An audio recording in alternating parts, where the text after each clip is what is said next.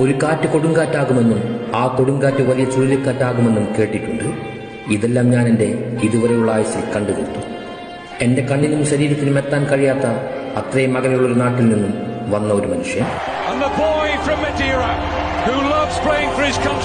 ഇഷ്ടപ്പെട്ട ആഹാരം പോലും വാങ്ങിച്ചു കഴിക്കുവാൻ പണമില്ലാതെ നടന്നവൻ പിന്നീട് ഈ ലോകത്തിലെ തന്നെ വെച്ച് ഏറ്റവും വലിയ ബ്രാൻഡായി മാറുന്നു.